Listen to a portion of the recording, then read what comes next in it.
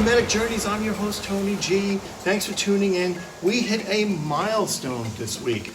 We hit 400 subscribers. Wow.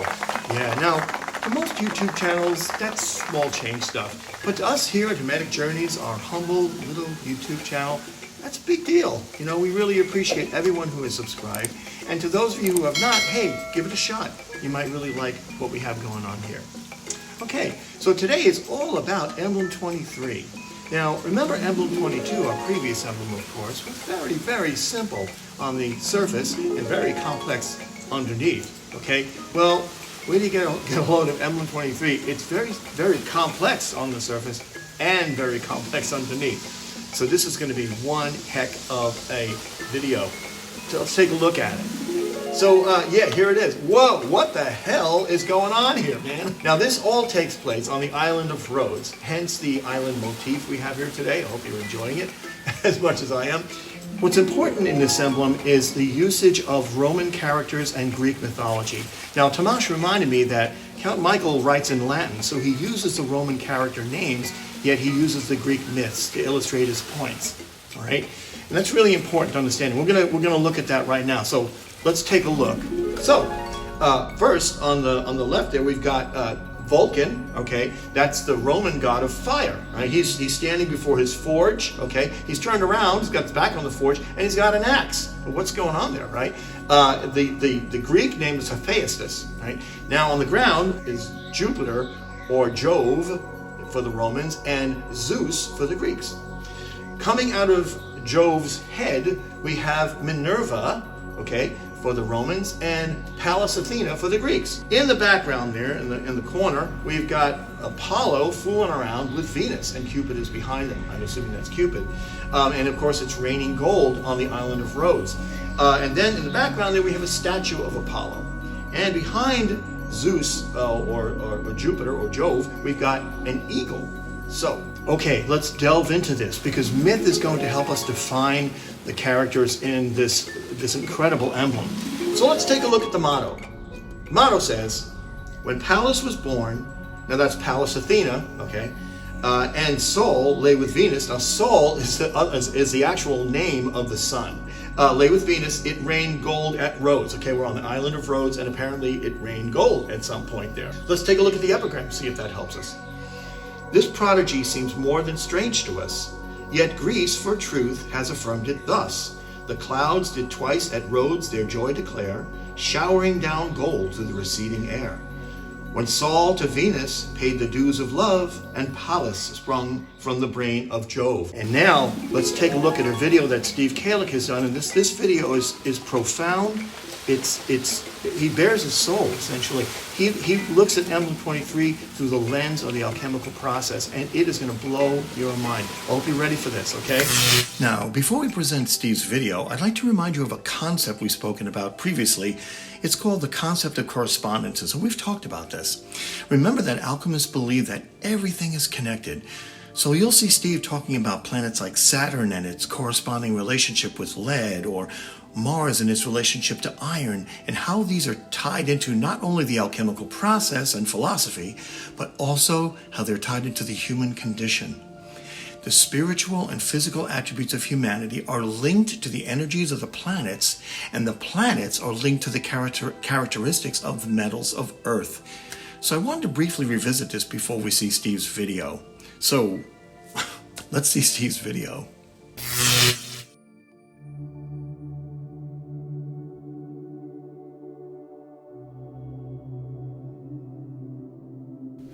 Greetings everyone, and welcome to my laboratory.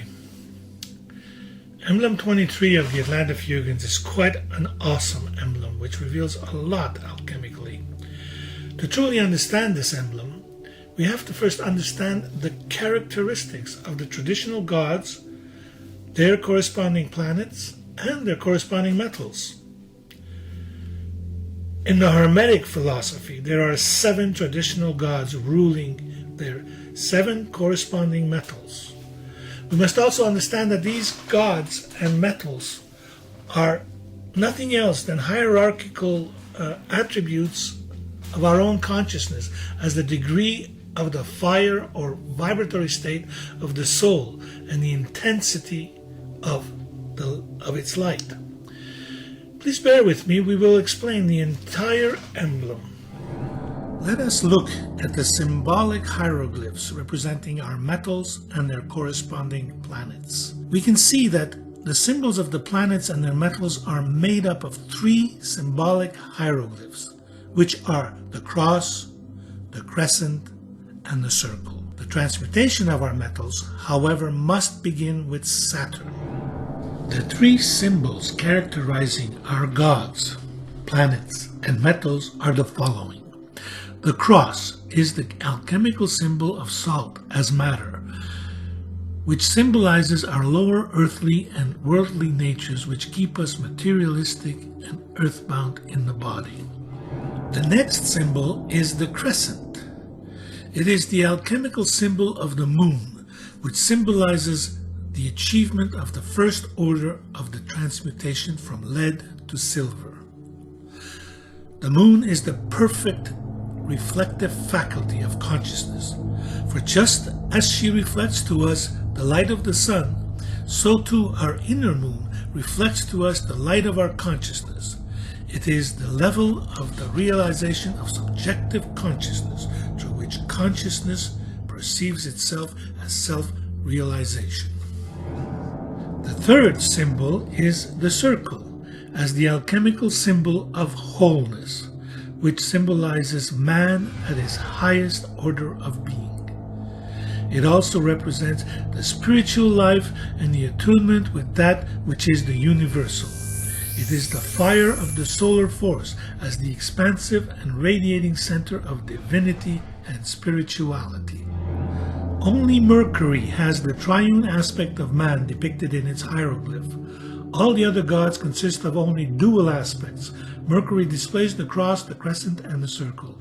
For alchemists, Mercury is the allegorical symbol of consciousness in its raw state, and is also the messenger god, and it connects us with all the other gods. Now that we are prepared with these symbols, we can examine how the transformation of our consciousness is depicted through the attributes of the traditional gods, planets, and also as seen through the transmutation of their corresponding metals, which will greatly help us understand this emblem. This emblem depicts Jupiter's head being split open to release and allow Pallas to be born, meaning born out of the unconscious mind into a conscious state. Pallas, who is also the goddess of wisdom as Sophia, she is also Athena, and she is our lunar goddess Diana, that resides within him and being, as we have said, the reflective faculty of consciousness, as the crescent. To truly understand this emblem, we must go back to our previous emblem 22 and look at Saturn and decipher him in true understanding. In the previous emblem, we whitened lead. So let us look at Saturn again. The first stage of consciousness of the ordinary man is represented by the metal lead, whose traditional symbol is the cross over the crescent. Here, the earth dominates and buries the moon. We can see that the reflective and subjective nature of consciousness is dominated entirely by the world of the physical senses and instincts. Consciousness is flowing outwards towards the outer world and is far removed from the inner world. We are absorbed in objective consciousness and are unconscious of our higher natures. The planet Saturn is the dark planet that rules the metal lead. It is for this reason that in alchemy we refer to the blackness of lead as the Saturnian darkness and the corporeal dungeon enchaining the spirit. This blackness is the darkness of the soul, often expressed as the dark night of the soul, and it is this blackness that must be whitened or purified through the alchemical process. This is what we did in Emblem 22 when we whitened lead, or Saturn. Here now in Emblem 23 we are dealing with Jupiter. So let us look at the hieroglyphics symbol for Jupiter. Here we see the symbol representing Jupiter and the metal tin. As the alchemical process is initiated, consciousness is raised as our reflective consciousness is elevated above the level of the ordinary lower man. giving us the stage represented by Jupiter and the metal tin. The crescent has risen and is in a balanced state with the cross. Jupiter, with his thunderbolts of lightning, rules tin. It is here that we begin to perceive some sparks of divine illumination as we acquire a sense of the higher self, that which is the more noble in us, that which is the divine in us. At this level of consciousness, the whitening of the darkness has begun, as the alchemist rejoices knowing that he is in the right path. We have here begun our exit out of the dark night of the soul. As the alchemical process continues through our spiritual exercises, our meditations, visualizations, tantric breathing, concentration, and prayers, we continue raising the alchemical, spiritual, and metaphysical fire. And we arrive at the next stage of our consciousness expansion, and we see that the crescent rises over the top arm of the cross. Alchemists represent this stage as a crescent on its own, without the cross, since the reflective process has now the power and the intensity of its own energy system to act freely on its own, for it has been released from its chains and is born out of the head of Jupiter. It has a certain specific charge and luminosity and corresponds to our metal silver. It is here that our raw psychic energies are purified as the subtle is separated from the gross. The purified personality and consciousness experience the purification and whitening of the alchemical process. This is our first order of the transmutation of our lead into our living silver. This is the birth of our Pallas, born from the brain of Jupiter. By one blow of Vulcan's axe, she is released. Vulcan is the god who is the master controller of fire. We see the forging furnace behind him. The symbol of fire means the transforming and fertilizing power of psychic heat as the fire of the soul and the kundalini, if you will. Fire here means vibrations and is truly seen as light inwardly and is felt as comforting inner warmth. This axe blow to the head of Jupiter is symbolic to the opening of the head chakra and the pineal gland. We also notice in our emblem the flames of fire under Vulcan's lower chakra, the Muladhara chakra, from which, through psychic techniques, we harness the vital life force and convert it through purification, concentration, and the upwards directing through visualization, the libido and the pranic forces as they are distilled, becoming finer as a nourishment for the higher, more subtle centers. Pallas is also the goddess Sophia, or wisdom. She is Athena, and most appropriately she is our lunar goddess and our beloved and beautiful queen of the alchemical process as our Diana. This experience is so profoundly beautiful that the alchemists have exclaimed this as beholding the most beautiful body of our Diana, stripped of all her terrestriality, meaning that it is a spiritual experience beyond the physical levels, that it is metaphysical. It is an inner rejuvenating magnetism where our entire inner space and subjective consciousness is engulfed in an awesome and most comforting white light. I did write a praise to Diana a long time ago, and I will share part of it here with you. She is a celestial spirit. She brings to us the active ecstasy that uplifts our human condition. Through her, our consciousness is illuminated and our being is rejuvenated. We can feel her energy as an inner vibration, extremely clean, pure, and as the clearest of water flowing through us, and as the uplifted universal life force, perfectly lucid, brilliant, and transparent. She is our inner substance, pure, subtle, brilliant, clear as dew, filling our inner dimensions. The soul loves to bathe in her light. She is our inner living silver. However beautiful this state is, it is not the end of the work.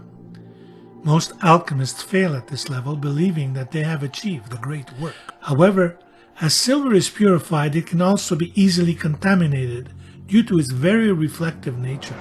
Let us please understand that these are philosophical correspondences that we are using to help us understand the higher concepts of the alchemical process, and let us remember the law of correspondences, as above, so below.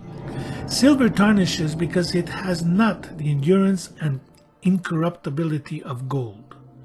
The work on this state must continually be one of purification if we are to remain in it, just as silver needs to be continually polished to prevent its tarnishing. To make this permanent, we must now achieve the red work, the higher fires needed to continue on to the second order of the transmutation, that of silver to gold.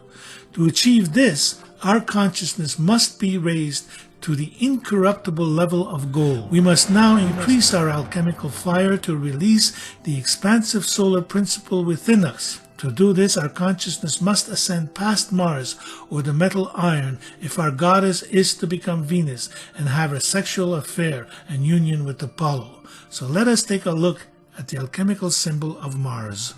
Through continued expansion of our consciousness, we advance in our work with the introduction of the spiritual radiating principle, the circle, into the ordinary man. This is represented by iron, which is ruled by Mars, circle under a cross. Here we see the solar expansive and universal principle coming down to the very base of physical nature. The highest is found in that which is the lowest. It is with the virility of iron, that also represents the force of Aries, that the seed of divinity breaks through the earth to effloresce into the inner developing light of consciousness. For our beautiful goddess to embrace in union with Apollo, she must now become our Venus, the goddess of love, which love here is a spiritual love marked by the spiritual radiating center dominating the physical nature of man in the sign of copper, circle over a cross. Venus was born on the island of Cyprus, rich in copper. This is the metal copper, whose ruler is Venus. Our spiritual energies are exalted. Consciousness is transformed and refined as we acquire the sense of the beautiful and develop within ourselves an appreciation for the finer, more noble aspects of life. Spiritual love is nurtured as our consciousness unfolds towards harmony and the will of that which is the universal. We have arrived at the final phase of our work. Here we achieve the total transmutation as the spiritual principle infuses all, as can be seen in the symbol of the gold, represented by the circle with a small central point within it, which represents the entity as the purified ego personality immersed in the center of the solar principle. It is here that the entity is one with the universal creative force. This transmutation is a state of permanence, as is the incorruptibility of gold. It is here that we behold Apollo adorned in his fiery robe, representing the intensified solar energies of our purified and awakened consciousness. Our original lunar goddess, as our reflective and subjective consciousness, now being our goddess of love, is in sexual embrace with Apollo. At this level, we achieve the red stage of the alchemical process. The solar stage where our work now is brought back to earth as the solar essence manifests itself not only inwardly but also exteriorizes itself into the outer world, and we behold a new world under a new heaven. This is the symbol of the heavenly gold raining on Rhodes, the land of flowering roses and the unfolding of consciousness, where heaven is established on earth. My friends, I pray that my presentation was worthy and that you have enjoyed and benefited from it. Now you have the secret of the transmutation of metals, at least on the philosophical level.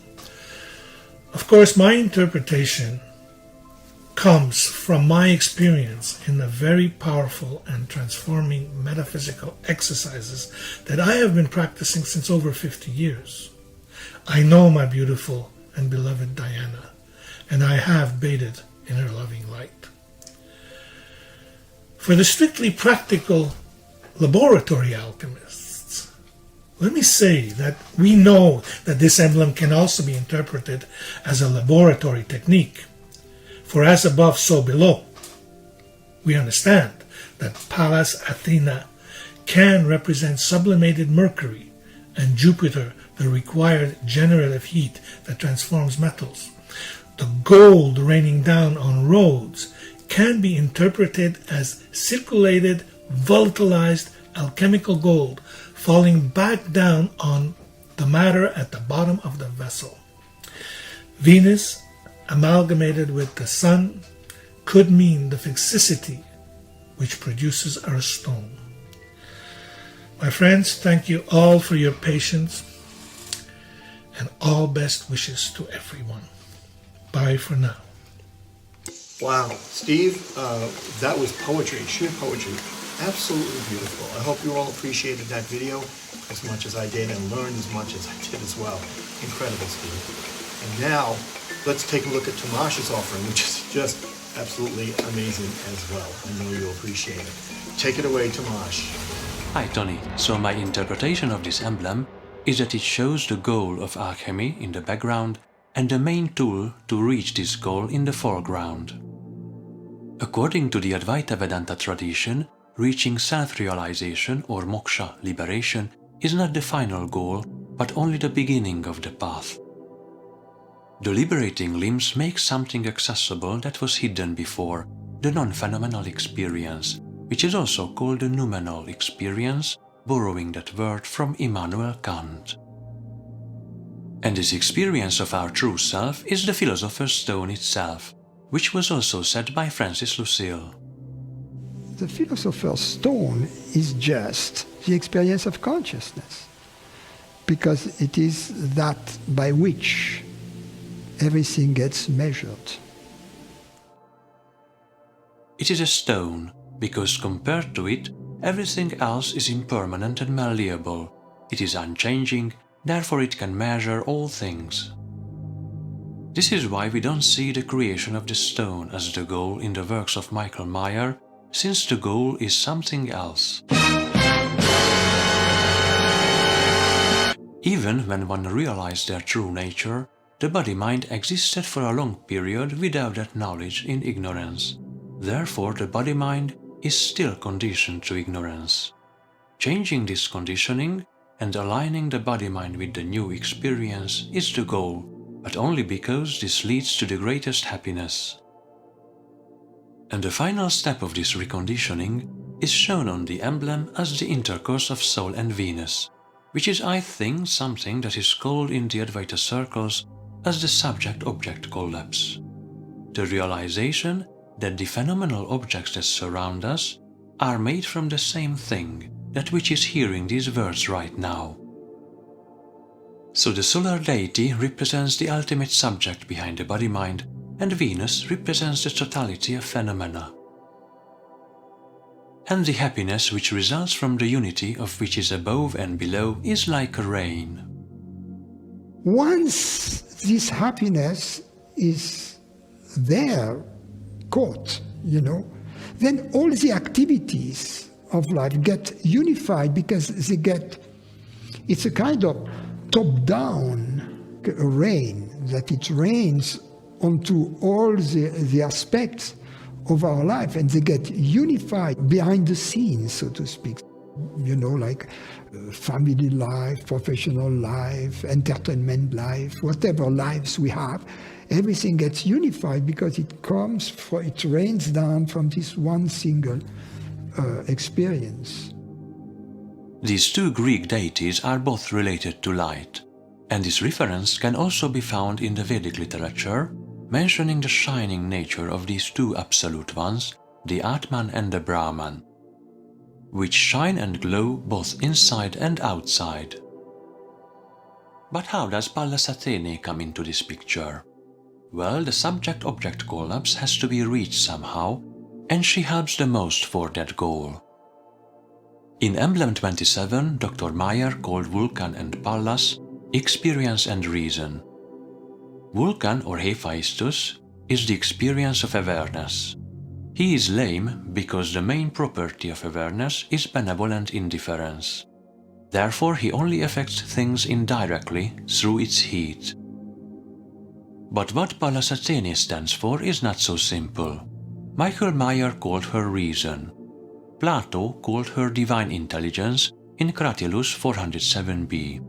She is born from Vulcan and Jupiter, from fire and air, from awareness and intelligence. In the next clip, Francis Lucille explains that when the mind is subjected to awareness, then higher reasoning is born. In the same way, we can use the logical tool, but instead of starting from phenomenal facts, start from noumenal experience. That's what Krishna Menon called higher reasoning. And this higher reasoning can be used to deconstruct any false arguments about consciousness. If the door has been opened, using, let's say, Boolean logic to prove something about consciousness, we can use the same logic to destroy, deconstruct the argument. And that is the core of the magnum opus, not adding anything but only removing, destroying false beliefs about the self, because the true self cannot be described through abstraction and deduction from phenomena, as it is non-phenomenal. Now we can understand the two main symbols of Pallas Athene, the Aegis cloak and the cap of invisibility. The latter is a reference to noumenal experience, as it is invisible, while the cloak, which is sometimes replaced with a Gorgon shield, represents the power of the divine intelligence to destroy false arguments about the self, rendering them inanimate, petrified. Thank you, Tamas. That was awesome. As always, right? Awesome, my friend. Now I'd like to conclude this video with my little theory concerning Zeus, or Jove, or Jupiter, and Pallas Athena. It's my contention that Jove, or Jupiter, or Zeus, could be the alchemical vessel. It can represent the alchemical vessel who is hermetically sealed and needs to be broken open at the top, right? And that's the purpose of Vulcan serving. And, of course, Pallas Athena, if that's true, would be the Philosopher's Stone. Now, I can back this up because Emblem 8, as I recall, right, way back when, we see Vulcan about to crack open the philosophical egg with his sword. Of course, a philosophical egg is nothing less than an alchemical vessel, and he's going to break it open with his fiery sword. Now, same thing going on here in Emblem 23. We have Vulcan once again, only this time it's Zeus who represents the alchemical vessel and Pallas Athena who represents the Philosopher's Stone. Now, how can I say Pallas Athena represents the Philosopher's Stone? Well, an upcoming emblem we're going to look at, Emblem 26, probably one of the most important and profound emblems of Atalanta Fugiens. Wait till we get to that one, okay? We have Sophia, who represents wisdom. We have to remember that the persona, so the people, or the mythological characters that are being portrayed here aren't important.